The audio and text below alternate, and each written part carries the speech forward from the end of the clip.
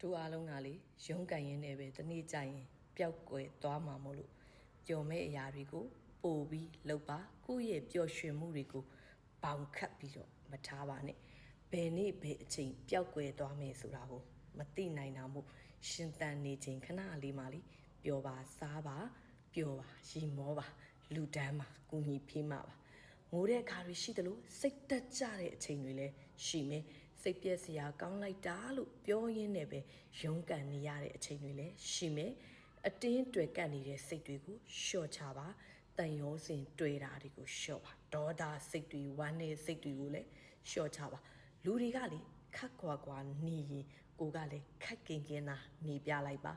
လူတွေကကိုတို့ဘဝထဲမှာတသက်လုံးရှိနေနိုင်ဖို့ဆွဲထားလို့မရနိုင်ဘူးလေအမြဲရှိနေဖို့ကလည်းကိုကလည်းဆွဲထားလို့မရပြန်ဘူးဆွဲထားမိရင်တော့ဘလောက်ကြာကြာရှိနေ